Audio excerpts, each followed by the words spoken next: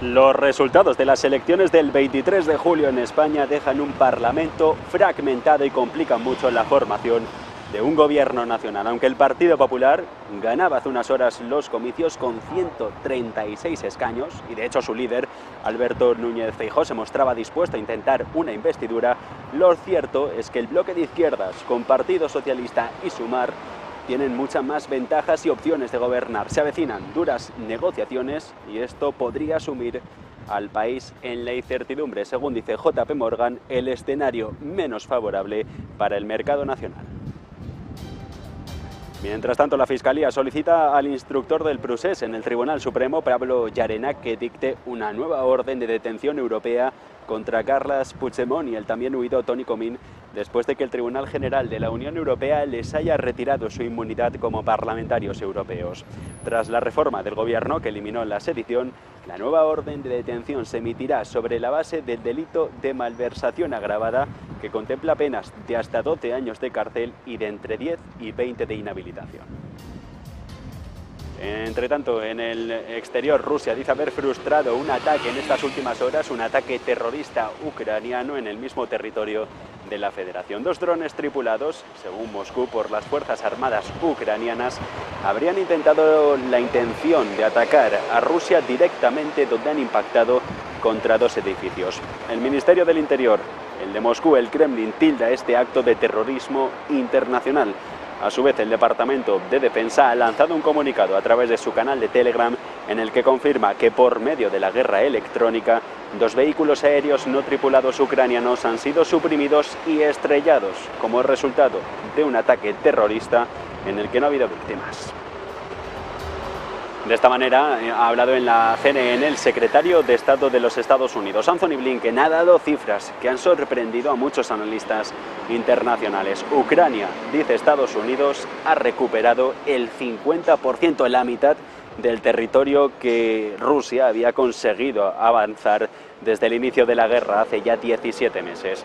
El secretario de Estado de Estados Unidos, Blinken, ha comentado sobre este asunto que si bien Ucrania ha recuperado la mitad de lo que Rusia incautó inicialmente tras la invasión, Kiev se ha enfrentado a una lucha muy dura, y son palabras textuales, para recuperar más. Insiste en que todavía son días relativamente tempranos de la contraofensiva, por lo que es difícil valorar la acción de las Fuerzas Armadas ucranianas.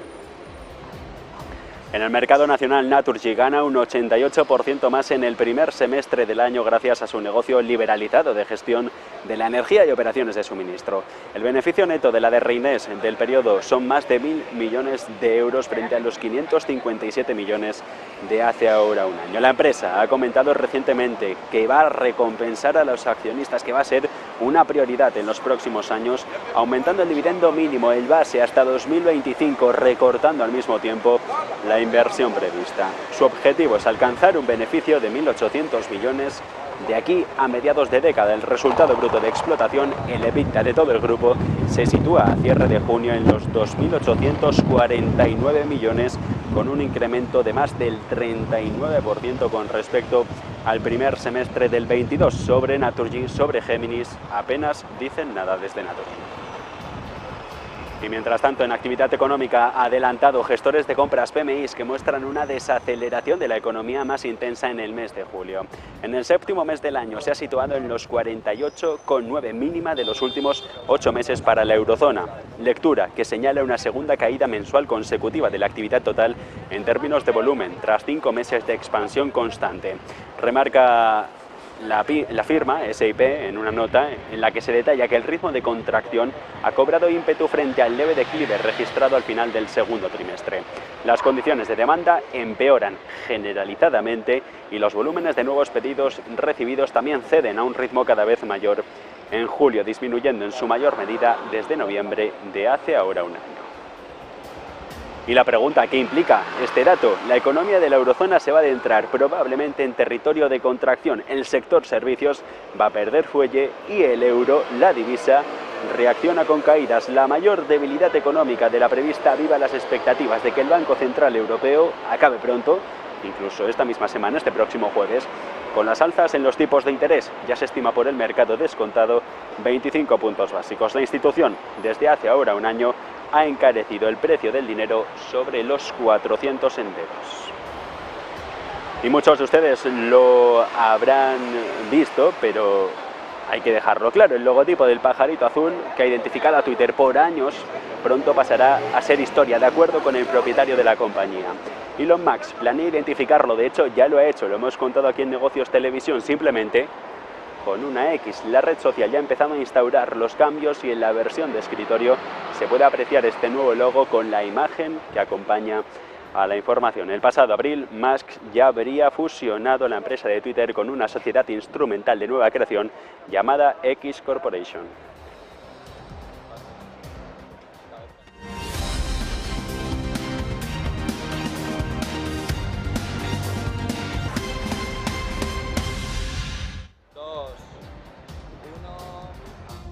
La prudencia sigue reinando. ¿Qué tal? Muy buenas tardes. En esta sede del Partido Popular, en la calle Génova 13 de Madrid. El Partido Popular, los conservadores, ganaron en la cita de ayer las elecciones generales, pero cada vez se le hace más difícil formar gobierno. No hay mayoría de la derecha parlamentaria y todo quedará a expensas de los diputados de las diferentes formaciones nacionalistas que durante los últimos 5 años han brindado su apoyo a Pedro Sánchez y al Ejecutivo de coalición con Unidas Podemos. Prudencia es lo que se pide en esta calle Génova que tenemos a nuestras espaldas aquí en Negocios Televisión, y prudencia es lo que va a reinar en la comitiva nacional que tienen los conservadores, que va a presidir Alberto Núñez Feijóo a partir de las 5 de la tarde, hora central europea. Veremos qué les dice allí a todos los varones del partido. Entre tanto, han ido hablando poco a poco durante la mañana los diferentes socios, los diferentes líderes de las formaciones políticas, y el último en hacerlo ha sido el todavía presidente del gobierno, Pedro Sánchez. Ante su comitiva descarta tajantemente una repetición electoral. Dice que la democracia va a encontrar el camino de la gobernabilidad. Es la última hora que nos llega desde la sede del Partido Socialista en la calle Ferraz de Madrid. No se contempla bloqueo electoral, no se contempla una repetición de las elecciones antes de final de año, y por lo tanto lo que contempla Sánchez es mantenerse en la Moncloa al menos otros 4 años más. No suma con la plataforma de Yolanda Díaz, con esa coalición de nombre Sumar, para obtener una mayoría simple, y por lo tanto necesitaría al resto del arco parlamentario, formaciones nacionalistas vascas y catalanas, también los gallegos del BNG y Junts per Catalunya, que ya está poniendo algunas condiciones sobre la vuelta a España del expresidente de la Generalitat de Cataluña, huido a Bélgica, Carles Puigdemont. Entre tanto, los resultados de las elecciones lo que dejan es, como comentábamos, un parlamento fragmentado. Complican y mucho la formación de un gobierno nacional, aunque el Partido Popular, recordamos, ganó los comicios, 136 escaños, una subida sin precedentes. 47 diputados son los que firmó Alberto Núñez Feijóo con la comparativa, con la retrospectiva de las generales de 2019. Lo cierto y el contratiempo que ven aquí en Génova es que el Partido Socialista, Sumar y el resto tienen muchas más opciones de reeditar la coalición de gobierno. Negociaciones duras es lo que se avecina, periodo de incertidumbre en España, y es sobre lo que han alertado en los últimos minutos desde entidades como JP Morgan. Incertidumbre política que, dice, no viene bien a las bolsas, a los mercados financieros. De hecho, el analista del banco estadounidense ya ha escrito una nota en la que un resultado concluyente, dice, no es una opción viable para la renta variable para el mercado de bonos español. De hecho, Bloomberg hoy publica una columna de opinión y la agencia de noticias estadounidense también es clara. Sánchez tiene las de ganar, podría salir airoso si Junts per Catalunya consigue la investidura, que se abstenga. No parece que esa vaya a ser la posición más favorable. En todo caso, Bloomberg dice que lo más probable es que España se encamine hacia un largo periodo de bloqueo. Entre tanto, decíamos, las formaciones nacionalistas son las que van a llevar la voz cantante durante estas próximas semanas. La que ha hablado a lo largo de esta mañana ha sido la líder del Partido Nacionalista Vasco de Vizcaya, Itxaso Atutxa, advirtiendo de que los resultados electorales obligan directamente al Partido Socialista a plantear decisiones estratégicas. No habla de referendos de independencia ni en Euskadi ni en Cataluña, si quiere lograr la mayoría suficiente para conseguir reeditar el gobierno de la nación. Preguntada Atutxa sobre cuál va a ser la posición de los jeltzales en la próxima cita, en la próxima investidura, dice que el PNV tendrá un papel parecido al de siempre. Somos previsibles, los socialistas saben cuál es nuestra agenda vasca y cuál es la situación tras 4 años de haber estado expresamente en un gobierno. Respecto del PP, muestran directamente desde el Partido Nacionalista Vasco su rechazo frontal a una posible coalición o a una posible apoyo a un gobierno de coalición de los conservadores junto a Vox. En varias ocasiones dicen, ya hemos comentado, que esta es una posición difícil de alcanzar. Mientras tanto, lo hemos comentado aquí en Negocios Televisión, lo hemos ido analizando desde el especial electoral de esta misma madrugada. Alberto Núñez Feijóo insiste en que va a formar gobierno, que va a intentar todo lo necesario, va a intentar todas las alianzas, ponerlas sobre la mesa para conformar un gobierno nacional con él al frente, porque dice es el que ha ganado las elecciones por número de escaños y por número de votos. En un ambiente triunfal, decía, y vamos a recordarlo, España ha sido bien clara, el bloque involucionista ha fracasado. Nuestra obligación ahora es que no se abra un periodo de incertidumbres en España. Los españoles hoy nos han dado la confianza en el Partido Popular y también han dicho a todos los partidos del arco parlamentario que dialoguemos. Como candidato del partido más votado, creo que mi deber es abrir el diálogo para liderar desde el primer minuto ese diálogo y para intentar gobernar nuestro país de acuerdo con los resultados electorales, con la victoria electoral. Bueno, más reciente ha sido la reacción de Ignacio Garriga, el coordinador general de Vox en la sede nacional del partido en la calle Bambú de Madrid. Ha hablado sobre esos resultados electorales, una bajada considerable para la formación de Santiago Abascal, pero ha querido dejar claro, ha echado balones fuera, ha acusado directamente al Partido Popular de haber reclamado un voto útil que no se ha replicado en una victoria de las derechas en estas elecciones generales. En Madrid, haciendo balance, lamenta la permanente demonización, dice Garriga, y la manipulación de la que ha sido víctima el Partido Verde. De hecho, ha subrayado que los resultados del 23J han demostrado cómo el Partido Popular estaba profundamente equivocado. De quién es el verdadero enemigo de los españoles y a quién hay que confrontar a los españoles. Por tanto, hoy los españoles saben que no ha habido una alternativa por culpa de esos que se arrogaban en la representatividad del voto útil de una falsa alternativa y que lo único que han servido es para apuntalar a Pedro Sánchez y a la izquierda en nuestro país. No podemos hablar de resultados buenos porque quien pierde hoy es España. Y eso es la conclusión que hay que sacar en el día de hoy. Entre tanto, y decíamos, el apoyo importante, el que queda ahora en liza, y si no es con un sí, que sea al menos con una abstención, es el de los diputados de Junts per Catalunya para Pedro Sánchez. 7 escaños son los que tiene la formación que lidera Carles Puigdemont, a la que ahora mismo los tribunales le acaban de dar un revés. La Fiscalía ha solicitado al instructor del procés, el proceso secesionista catalán, al Tribunal Supremo, a Pablo Llarena, que dicte una juez de detención europea directa contra Carles Puigdemont y el también huido Toni Comín, después de que el Tribunal General de la Unión Europea les haya retirado su inmunidad como europarlamentarios. Tras la reforma del gobierno, que eliminó, recordemos, ese delito de sedición, la nueva orden se emitirá sobre la base de malversación agravada. Contempla penas de hasta 12 años de cárcel y más o menos lo mismo, entre 10 y 20 de inhabilitación política. Por cierto, que Clara Ponsatí, otra de las afines a Carles Puigdemont, ha sido detenida esta misma mañana en su regreso a Barcelona. Vamos ya con la actividad geopolítica, con la actualidad geopolítica, mirando a esa guerra de Ucrania, a Rusia, que dice ahora haber frustrado, lo llevábamos en sumario, un ataque terrorista ucraniano en el mismo territorio de la Federación. De hecho, ha sido en la capital, en Moscú. 2 drones tripulados por las Fuerzas Armadas ucranianas habrían tenido la intención de atacar a Rusia directamente, donde han impactado concretamente contra 2 edificios. El Ministerio de Exteriores tilda este acto de terrorismo internacional, mientras que el de Defensa, a través de su canal de Telegram, lo que ha hecho ha sido confirmar que están en un contexto de guerra electrónica, que este acto ha sido calificado como un acto terrorista por parte de las fuerzas aéreas ucranianas, aunque de momento no hay víctimas mortales. Las agencias de noticias rusas nacionales afirman, y citando a los servicios de inteligencia, que ya han encontrado varios fragmentos de drones en una de las principales avenidas de Moscú que atraviesa el centro de la capital. Otros canales en Telegram con enlaces de las Fuerzas Armadas ya han publicado vídeos en los que sí se ven escombros de hormigón y cristales rotos en una de las principales cabeceras de Rusia.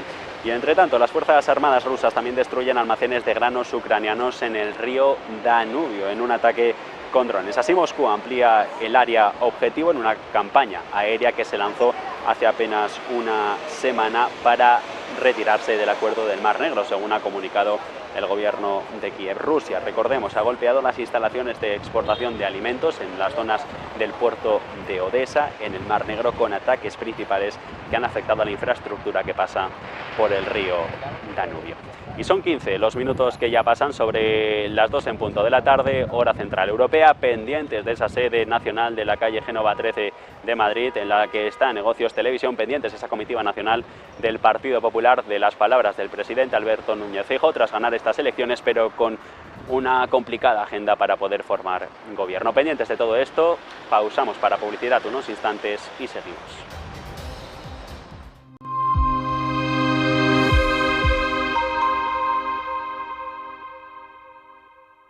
Ven al Torreón, estamos en El Pardo, un espacio único en plena naturaleza. Disfruta de momentos de desconexión mientras saboreas la mejor gastronomía. Disponemos de 7 amplias terrazas y salones para todo tipo de eventos. Degusta nuestros exquisitos platos acompañados de una selecta bodega de vinos. A tu servicio, un gran parking y zona infantil. Abierto los 365 días del año. Cocina ininterrumpida desde las 10 de la mañana hasta las 12 de la noche. Haz tu reserva.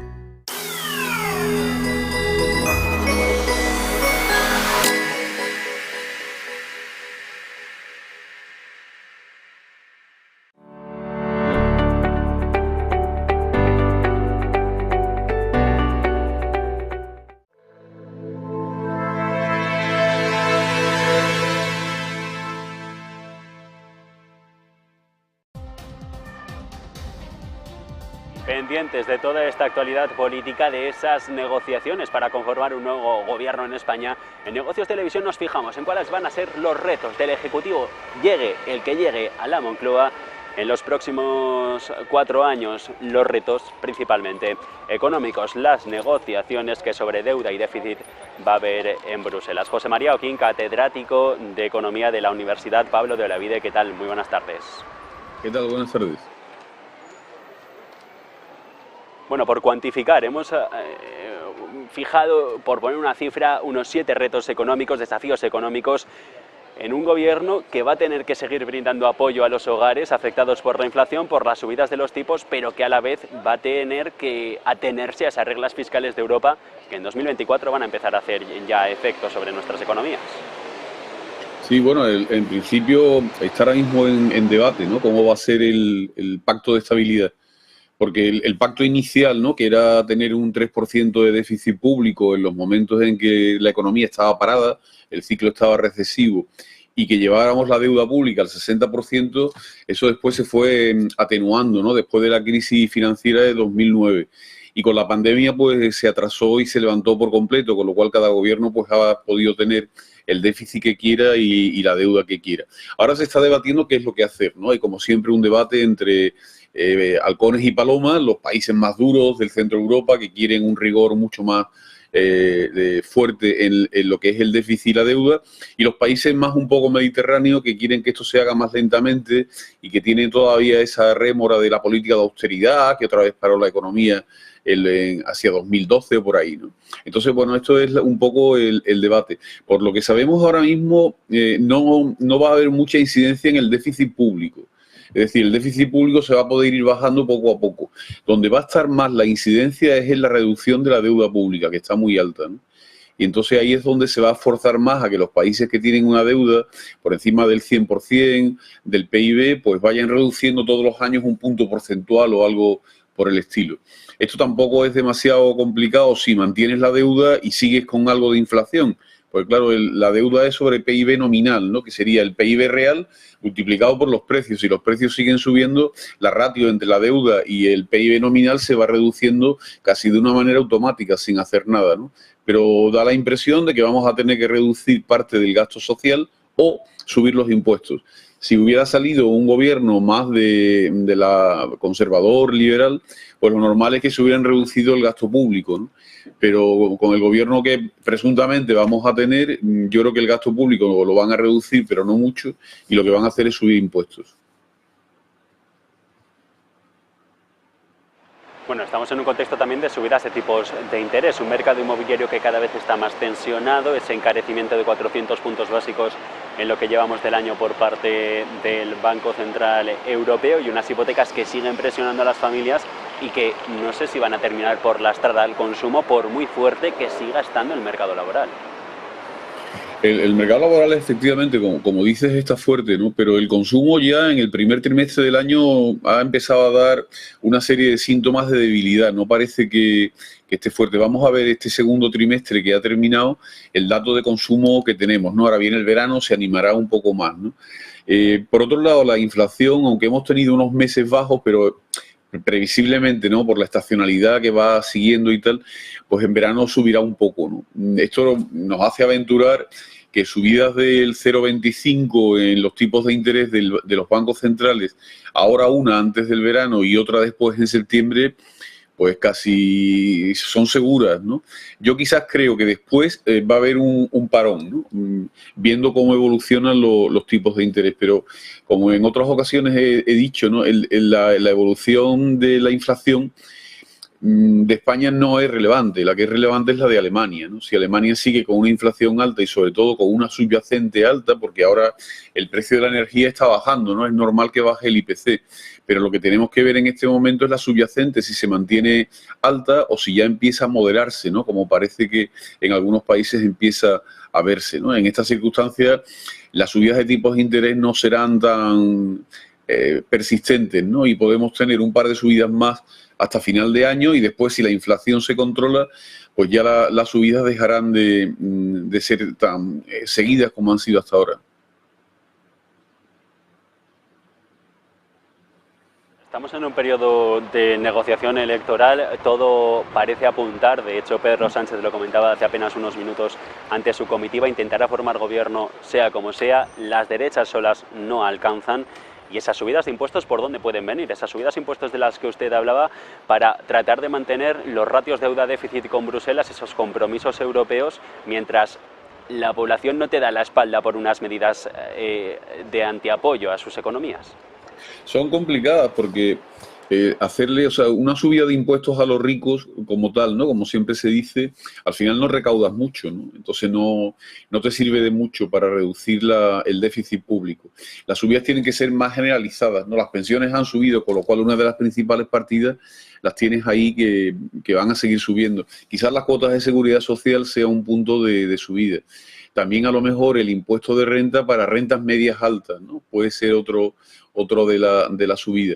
Y después vienen toda esa serie de impuestos especiales, ¿no? Bueno, al margen del IVA, que las reducciones de IVA que se han hecho por el tema de la inflación se irán también poco a poco levantando, ¿no? Y volveremos al IVA tradicional, ¿no?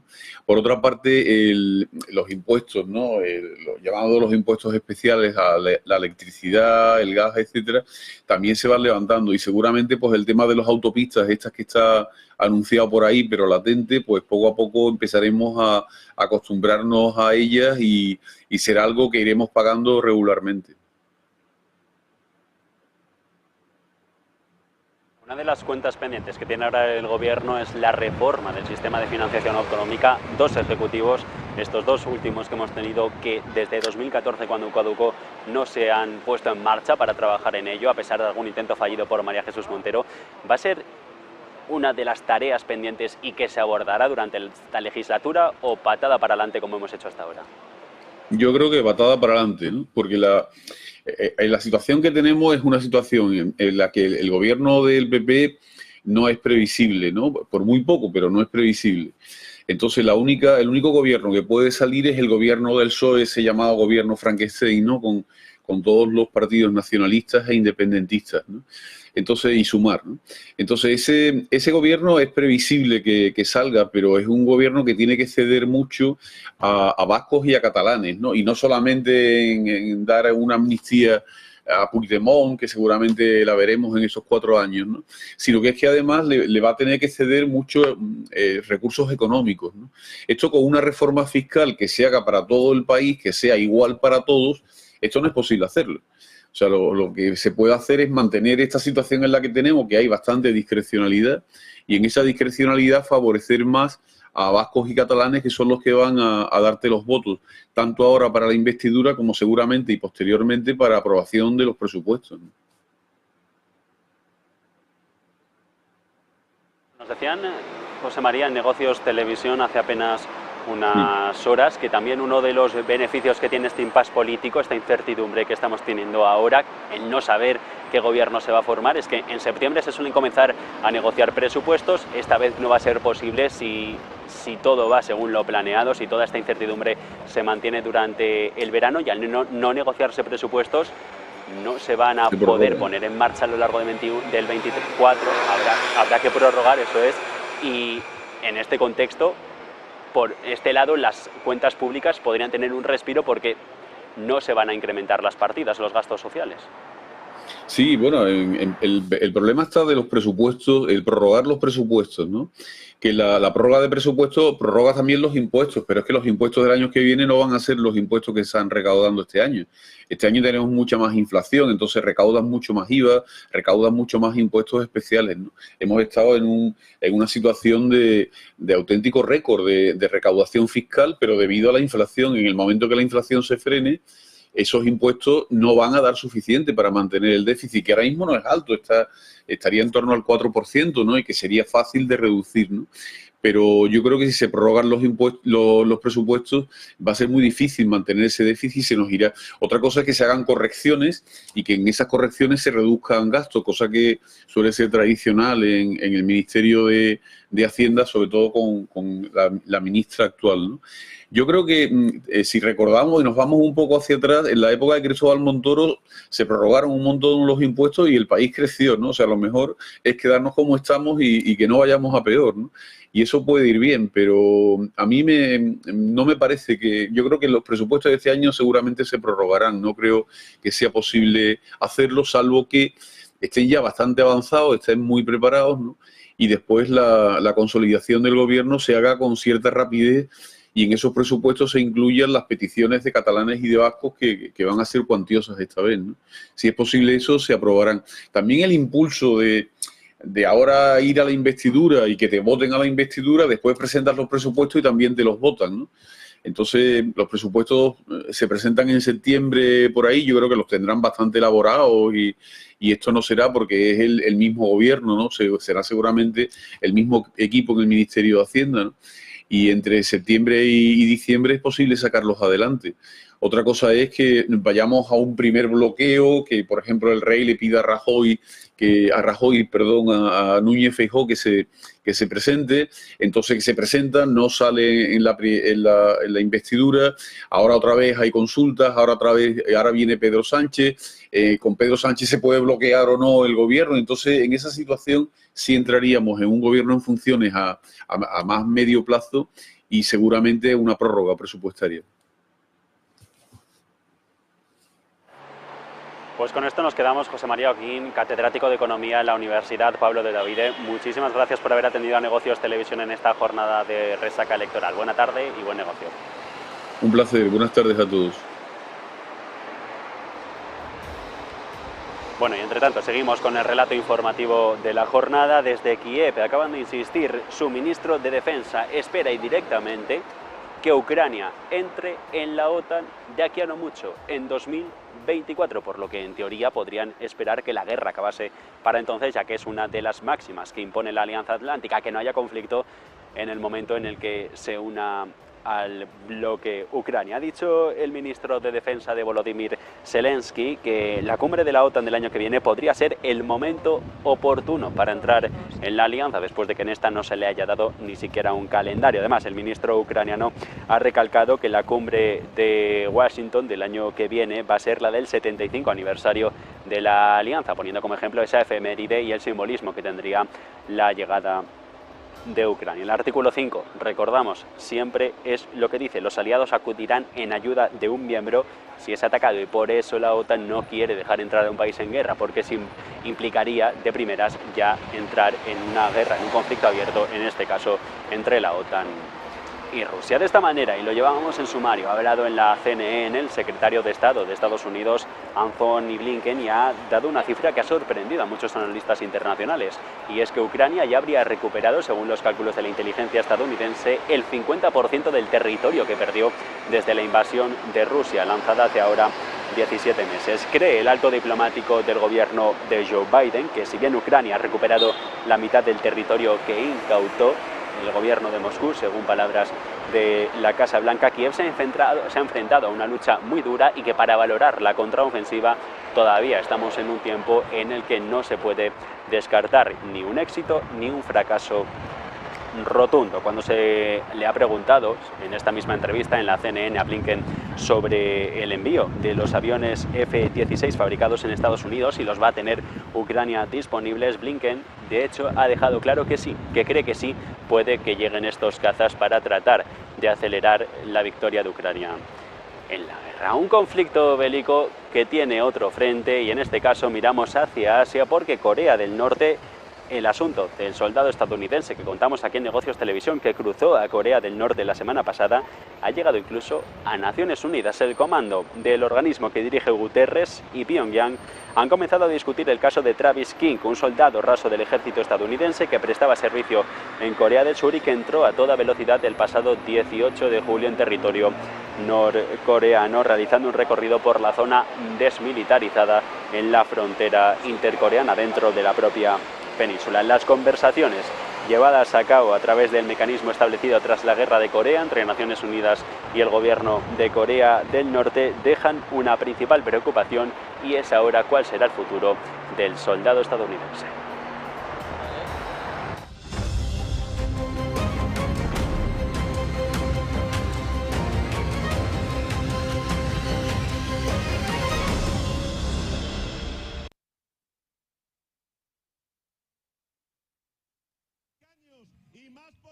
Son suficientes por ahora. Su ministro de Energía ha recalcado que el grupo está a solo una llamada de distancia si se necesitan muchas más medidas. Asegura que lo que está haciendo la OPEP es suficiente, y que como se reúnen constantemente, si es necesario hacer algo más, se dará a conocer durante los próximos meses. Los precios del petróleo han encontrado cierto apoyo en los indicios de la reducción de Ucrania en los últimos meses por la oferta y el estímulo económico de China, que se recupera poco a poco. El Brent cotizando con ganancias superiores a los 2 puntos porcentuales por encima de los $80. Y entre tanto, la capacidad de generación de energía renovable de Gran Bretaña se expande mucho más rápido que la red de transporte de electricidad, creando un escollo clave en la carrera hacia el cero neto. De hecho, el volumen de energía eólica que no ha podido ser entregada a los consumidores, obligando a seguir dependiendo de los combustibles fósiles para satisfacer la demanda, se triplicó con creces entre 2016 y 2022, según Aurora Energy Research. La generación de renovables representa uno de los mayores éxitos de Gran Bretaña en la carrera por reducir las emisiones de gases de efecto invernadero Net Zero hasta 2050. La capacidad de generación de energía renovable instalada en el país se triplicó hasta 2022, lo que permitió que las centrales de energía renovable representaran el 41% de la generación total de electricidad en 2022. Y mientras tanto, en el mercado español a esta hora destaca el comportamiento que tiene una acción como Naturgy. Las pérdidas son de apenas unas décimas porcentuales, del 0,15%, ha presentado resultados y gana un 88% más que en el primer semestre del año, gracias a su negocio liberalizado de gestión de la energía y operaciones de suministro. El beneficio neto del periodo, el semestre, de más de 1.000 millones de euros frente a los 557 de hace un año. La empresa, en sus resultados, comentaba recientemente que recompensar al accionista sería una prioridad de Francisco Reynés, aumentando el dividendo mínimo, el dividendo base, hasta 2025 y recortando la inversión prevista. El objetivo es alcanzar un beneficio de 1.800 millones a mediados de década. El resultado bruto de explotación, el EBITDA del grupo, se sitúa a cierre de junio en los casi 3.000 millones de euros, un incremento de más del 39% respecto a hace un año. La gasista destaca que este resultado se apoya en el buen desempeño de las actividades liberalizadas internacionales, en particular por las actividades de gestión de la energía y comercialización, y la evolución positiva del resultado financiero, que refleja el fuerte desapalancamiento logrado durante estos meses. De la misma manera, la energética anuncia que el 7 de agosto repartirá dividendo, y ojo aquí, a los accionistas, a cuenta de los resultados del 23, 0,50 euros brutos la acción. El Consejo de Administración también ha establecido un suelo anual hasta 2025 de 1,40%. Y desde 2021 se ha producido un aumento del 272% en el número de contratos de proveedores eólicos marinos estadounidenses, según la Business Network of Offshore Wind. Alrededor del 47% de ese crecimiento se ha producido desde que se firmó la Ley de Reducción de la Inflación, el IRA, de Estados Unidos en agosto de hace un año. Desde 2021 se han realizado nuevas inversiones en el mercado por valor de unos 16.600 millones de dólares, más del cuádruple de la cantidad invertida anteriormente, de los cuales 7.700 millones se han realizado tras la firma de la IRA.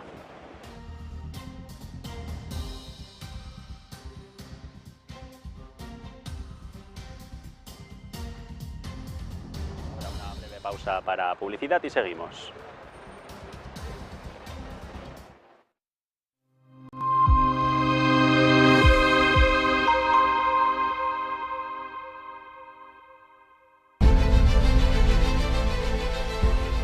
No puede volver atrás y cambiar el principio, pero puede comenzar donde está y cambiar el final. En Luna Sevilla queremos ser su asesor financiero de referencia para mejorar su presente y su futuro patrimonial, prestando nuestros servicios como agentes de Caser Asesores Financieros. Somos una empresa con una clara apuesta por la formación de calidad, la información transparente y objetiva, y por el asesoramiento financiero personalizado y continuado. Visite nuestra web lunasevilla.es o llame al 91 762 3442.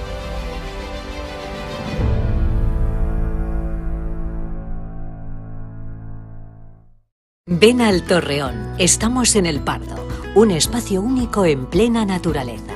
Disfruta de momentos de desconexión mientras saboreas la mejor gastronomía. Disponemos de 7 amplias terrazas y salones para todo tipo de eventos. Degusta nuestros exquisitos platos acompañados de una selecta bodega de vinos. A tu servicio, un gran parking y zona infantil. Abierto los 365 días del año. Cocina ininterrumpida desde las 10 de la mañana hasta las 12 de la noche. Haz tu reserva.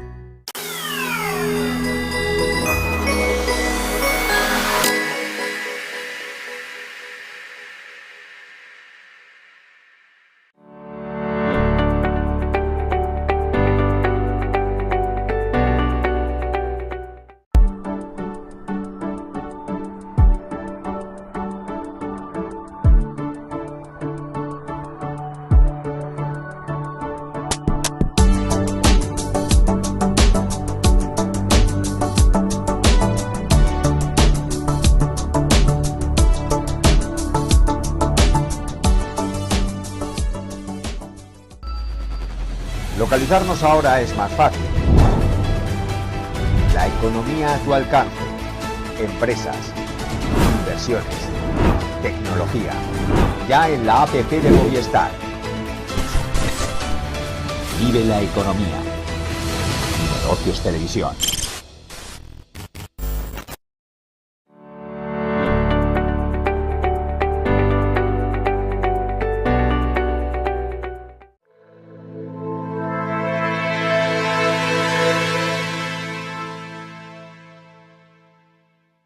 Reacción oficial a esta hora de la tarde, 38 minutos sobre las 12 punto, hora central europea, del Partido Popular, ni de la Dirección Nacional, ni de los mandatarios autonómicos, de los conservadores, a esos resultados, a esos comicios en los que la victoria fue en votos y escaños para la formación que preside Alberto Núñez Feijóo, pero que todavía se le hace complicado formar una alternativa de gobierno que permita al gallego entrar como próximo inquilino de la Moncloa. En esta calle Génova 13 de Madrid, en la que nos encontramos, en esta sede nacional que están viendo a nuestra espalda, impera la prudencia, impera el silencio ante la comitiva nacional del partido, que se va a celebrar a partir de las 5 de la tarde y en la que Feijóo dará a sus varones las pautas a seguir en estas próximas semanas de negociaciones y en estas próximas semanas en las que van a intentar por todas articular una mayoría alternativa al actual gobierno de coalición de Unidas Podemos con Pedro Sánchez. Pendientes de la actualidad política, pendientes también de los mercados financieros, unas bolsas mundiales que siguen subiendo, siguen en esa racha alcista en el escenario conocido como los Goldilocks, el de ricitos de oro, en el que todo parece perfectamente equilibrado, con un sólido impulso, por ejemplo, en el crecimiento, en las ganancias que hemos visto de resultados en Estados Unidos para las compañías, o también por el desvanecimiento de la inflación, un planteamiento que no es del todo positivo para Bank of America, que no convence, cree que la fortaleza del crecimiento no se sostendrá y que habrá caídas, más caídas en los mercados de renta variable. Junto a la ralentización del crecimiento en la eurozona y China, lo que es coherente, dicen, con un descenso del PMI mundial hasta zona de contracción, 48 enteros a finales de año, se habla de un incremento en las primas de riesgo, de rebajas en los beneficios por acción. Dentro de este escenario bajista, claramente cauteloso, Bank of America identifica, sin embargo, 3 riesgos alcistas: la posibilidad de que el gasto público siga aumentando, un posible paquete de estímulos de China mayor de lo esperado por la reciente debilidad de los datos, o la desaparición de la inflación y el desvanecimiento del crecimiento económico. Después, pendientes de todo esto, estamos también con el ojo puesto en Frankfurt, en ese Banco Central Europeo, el organismo que preside Christine Lagarde, y que este jueves decidirá en Consejo de Gobierno la próxima subida de tipos. Se descuentan ya 25 puntos básicos, cuarto de punto porcentual por todo el mercado, y de esta manera parece que atienden el resto de parques del viejo continente a ese contexto económico. Momento en el que dicen la economía ha esquivado una recesión, las facturas de energía siguen siendo altas, los costes de endeudamiento presionan a los hogares y por lo tanto al mercado laboral le queda poco para seguir, dicen los expertos, apuntalando al consumo. Adelantados, en todo caso, lo que hemos conocido de nuestra actividad económica, un PMI que habla de desaceleración en la economía más intensa en el mes de julio. En el séptimo mes del año se sitúa en los 48,9 puntos, registrando su mínima de los últimos meses. Esta lectura señala la segunda caída mensual consecutiva en un contexto en el que en términos de volumen, después de 5 meses de expansión, la firma S&P habla de un ritmo de contracción que va cobrando ímpetu frente a un leve declive registrado al final del segundo trimestre. El PMI de la actividad comercial, concretamente el del sector servicios, se sitúa en los 51,1, la cota mínima de los últimos 6 meses. Por su parte, el manufacturero retrocede ya a mínimos de 38 meses en los 42,7. Y estos datos de índices de gestores de compras, ¿qué implican para la economía? ¿Qué implican para la eurozona? Pues bien, implican un adentramiento próximo en zona de contracción, en territorio de contracción en los próximos meses, mientras el sector servicios va perdiendo poco a poco. Fuelle, el euro reacciona en la jornada de hoy con respecto a negociación frente al dólar, en caídas, en pérdidas tras esas subidas de 400 puntos básicos en el último año. Ante la mayor posibilidad de que los tipos de interés no sigan subiendo después del verano, el euro retrocede frente al billete verde en el 0,4%, un 0,4%, hasta volver a caer hacia la zona del 1,108 dólares. Pendientes de esto, la inflación mayorista se ha conocido en España hoy, se desploma concretamente. En el mes de junio la caída es superior a los 8 puntos porcentuales, cuarto mes consecutivo de descenso, y el retroceso, Marta Vilar, más intenso desde mayo de 2020.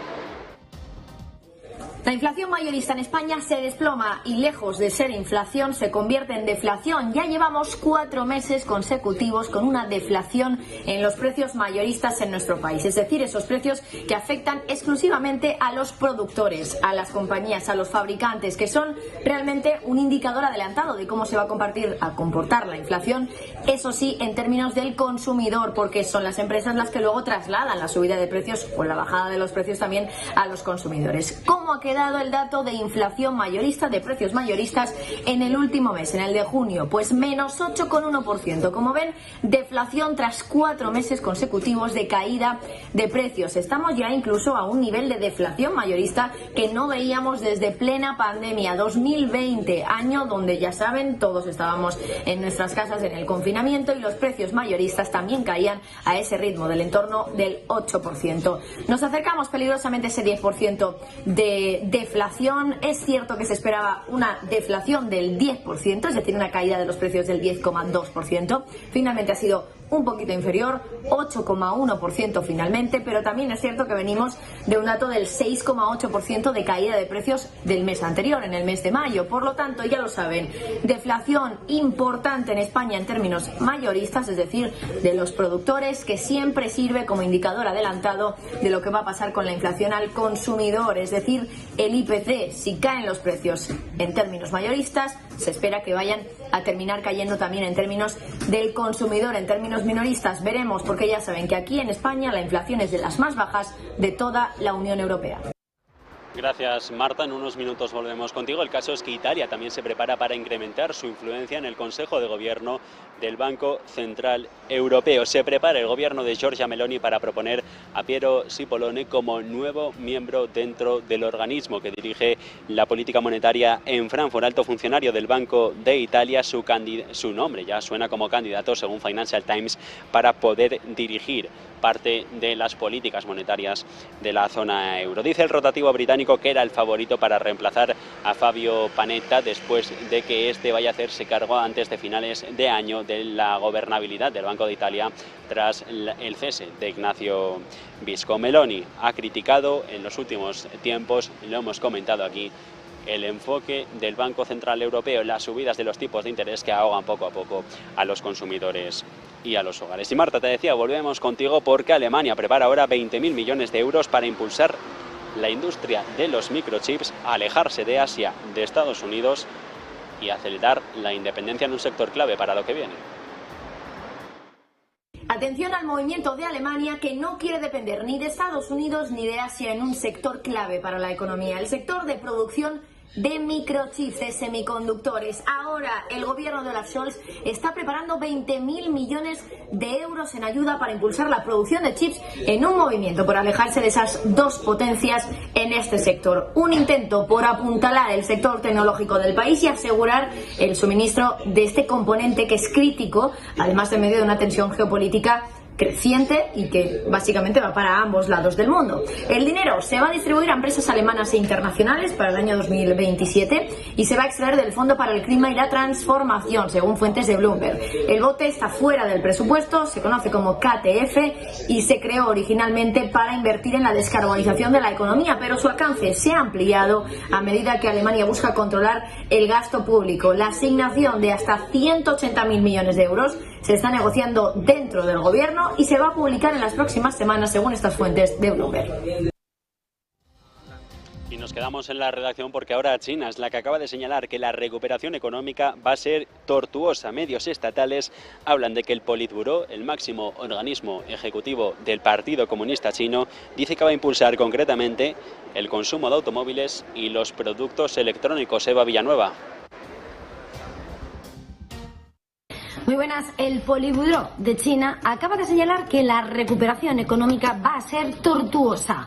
Según informan los medios estatales, el máximo órgano ejecutivo del Partido Comunista de China ha señalado que va a impulsar el consumo de automóviles y de productos electrónicos al mismo tiempo, y pese a las dudas que giran en torno a su solvencia, ha señalado que prevendrán y resolverán de forma eficaz los riesgos de la deuda. El Politburó ha destacado además que los controles económicos deben ser dirigidos y poderosos. Reconoce que la economía del país está enfrentando nuevas dificultades, igual que algunas empresas ven serias dificultades para llevar a cabo sus operaciones. Al mismo tiempo, ha hecho énfasis en la debilidad de la demanda interna y ha subrayado que responde de manera inadecuada inadecuada a los objetivos de Pekín. Diagnóstico del Politburó, que llega este lunes apenas horas después de que el órgano de planificación económica de China haya anunciado un plan para atraer capital privado a proyectos de infraestructuras en sectores claves.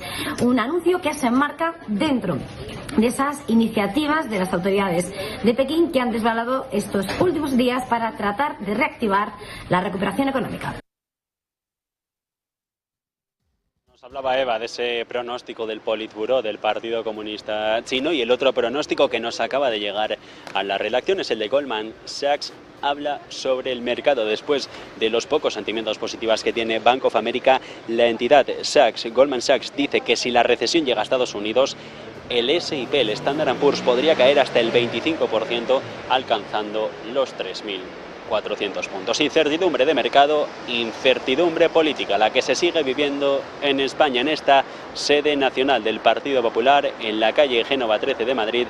Pendientes vamos a estar durante toda la tarde en Negocios Televisión de esta puerta en la que Alberto Núñez Feijóo, el presidente del partido, ha convocado a todos sus varones a partir de las 5, hora peninsular, dará cuenta de los resultados electorales y desinformará o conseguirá formar gobierno y tener una alternativa al presidente, a Pedro Sánchez, al frente de la Moncloa. Pendientes de todo esto, ya son más de las 3 menos cuarto de la tarde. En unos minutos, relevo en plató, Marta Vilar, Conexión Vilar, con toda la actualidad geopolítica y de los mercados financieros, aquí en Negocios Televisión.